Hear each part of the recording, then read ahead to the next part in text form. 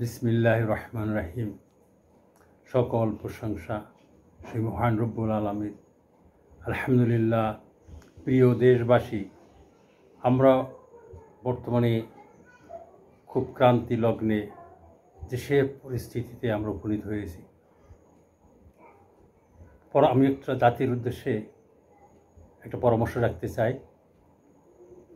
পরামর্শ রাখার আগে আমি সেই ৭১-এর ৩০ লক্ষ শহীদের বিনিময়ে এই অর্জিত স্বাধীনতা, সেই সব বীর মুক্তিযোদ্ধা যারা শহীদ হয়েছেন তাদেরকে শ্রদ্ধাভরে স্মরণ করছি। পাশাপাশি স্মরণ করছি কালের বিবর্তনে আজকে ৫৪ বছর পার হওয়ার পরে আবার আমরা দ্বিতীয়বার স্বাধীন হলাম ছাত্র জনতার গণ অভ্যুত্থানের মাধ্যমে। এই গণ অভ্যুত্থান ঘটাতে যে সকল মায়ের বুক খালি হয়েছে, সেই সমস্ত বীর শ্রেষ্ঠ সন্তানদের, শহীদদের প্রতি শ্রদ্ধা জানাচ্ছি। পাশাপাশি বিকারগ্রস্ত একঘেয়েমি গোয়ার্তুমি যে প্রশাসনকে এতদিন আমাদের পর চেপেছিল, ঘৃণা জানাই সেই সমস্ত গোয়ার্তুমি তাদের কার্যকলাপ চিন্তাকে। প্রিয় দেশবাসী, আমাদের এই গণ অভ্যুত্থান যে উদ্দেশ্যে আমরা পরিণত করেছি, যে সংগ্রাম করেছি, যে আত্মত্যাগের মাধ্যমে গণ অভ্যুত্থান আমরা সফল করেছি, সেই সফলতাকে পেতে হলে আমাদের এই অন্তর্বর্তীকালীন যে ১৭ জনের উপদেষ্টা কমিটি হয়েছেন, নিঃশর্তে তারা নিবেদিত এবং তাদের ভিতরে প্রচণ্ড দেশপ্রেম আমাদের সকলের কাছে পরিলক্ষিত হয়েছে। সমস্যাটা হয়ে গেছে এই জাতির কাছে এই ১৭ জন যতই দেশপ্রেমিক এবং নিবেদিত হোক না কেন, তাদের সহযোগিতা করতে হবে গোটা দেশবাসীকে। আমাদের ইউনিয়ন পর্যায়ে ইউনিয়ন সরকার, উপজেলা, জেলা পর্যায়ে এই জনবল যে সরকার কাঠামো ছিল সব ভেঙে গেছে। থানায় অরক্ষিত, থানায় কোনো লোক পুলিশ নাই, তারা দায়িত্ব পালন করতেছে না। এই অবস্থায় সারা বাংলাদেশে এখন ১৭ জন উপদেষ্টা যদি বসে থেকে যদি কি করবে, তাদেরকে সহযোগিতা করার জন্য জনবল দরকার। আর এই মুহূর্তে জনবল, আমার পরামর্শ আমি একটা জাতির কাছে পেশ করতে চাই এবং জাতির মাধ্যমে এই গণ অভ্যুত্থানে এই বর্তমান যে সরকার, অন্তর্বর্তীকালীন সরকার, তাদের কাছে আমি প্লেস করতে চাই। আমি জাতির কাছে একটা পরামর্শ রাখতে চাই।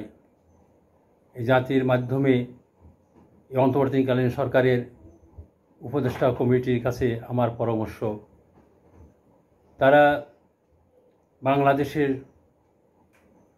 নিবেদিত দেশপ্রেমিক বহুত লোক আছে যারা বিভিন্ন দলের সঙ্গে জড়িত,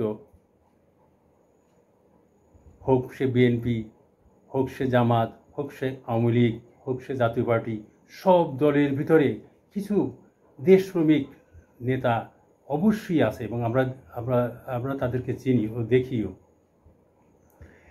সমস্ত বিভেদ ভুলে সেই সব যারা নিবেদিত দেশপ্রেমিক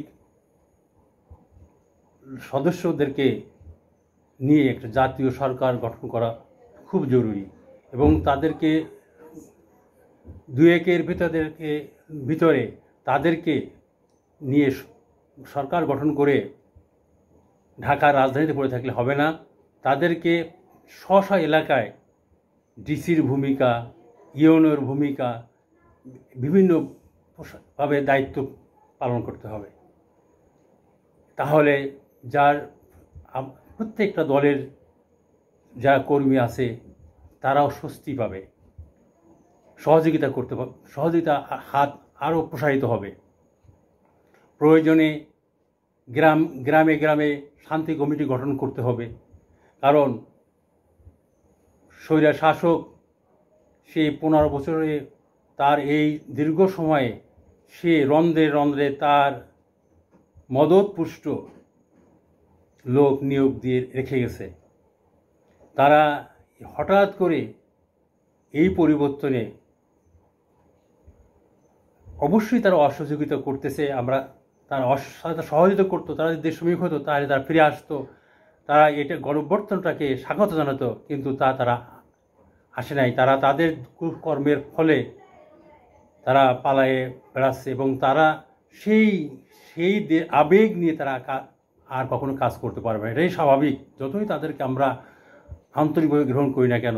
যদি আসে আলহামদুলিল্লাহ, কিন্তু আমাদেরকে সর্বস্তরে গ্রাম থেকে শুরু করে ইউনিয়ন পর্যায়, উপজেলা পর্যায়, জেলা পর্যায় প্রত্যেক দলের সেই দেশপ্রেমিক লোকদের কমিটি গঠন করে এই যে জাতীয় সরকারের প্রতিনিধির মাধ্যমে পুরো দেশকে নিয়ন্ত্রণে আনা। প্রিয় দেশবাসী, আপনাদের মাধ্যমে আমি এই অন্তর্বর্তীকালীন সরকারের প্রধান উপদেষ্টা নোবেল বিজয়ী ডক্টর ইউনূস সাহেবের দৃষ্টি আকর্ষণ করছি। তার সঙ্গে যারা উপদেষ্টা কমিটিতে শপথ পড়েছেন তাদের প্রতি আমার এই চিন্তাটা, আপনারা পরামর্শটা বিবেচনা করবেন। দলমত নির্বিশেষে এখন আমাদের দেশকে সুষ্ঠু পরিবেশে ফিরিয়ে নেওয়া দরকার। জাতীয় সরকার হলে সব দলের অংশগ্রহণের মাধ্যমে প্রয়োজনে আমরা সংবিধান পরিবর্তন করতে পারবো, পার্লামেন্ট ডেকে আইন সংশোধন করতে পারবো, তখন কারো কোনো বক্তব্য থাকবে না। এবং সেই পরিবর্তন আনার পরে এটা সমাজে প্রতিফলিত হলে এটা পরীক্ষিত যদি হয় যে না, আমাদের তৈরি করা বর্তমান নিয়ম নীতি সেই বিগত 200 বছর আগে ইংরেজের শোষণের আইন এখনও রয়ে গেছে। সেই শোষণের আইন থেকে আমরা বেরোয় এসে আমাদের তৈরি করা এখন যে নিয়ম নীতি, এটা পরীক্ষিত হওয়ার পরে সুষ্ঠু পরিবেশ ফিরে আসার পর আমরা নির্বাচনে বিসমিল্লাহির রহমানির রহিম, সাময়িক বিঘ্ন ঘটায় দুঃখিত। বলছিলাম, সর্বস্তরের আমাদের জনবলকে যদি আমরা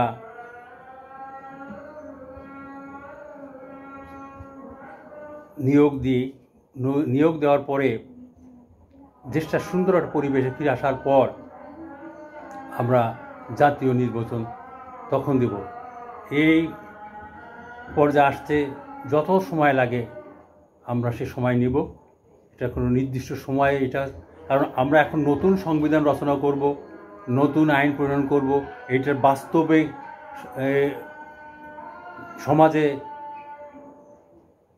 রাষ্ট্রে এবং আন্তর্জাতিক পর্যায়ে এর সুফল যখন আমরা পাওয়া শুরু করব,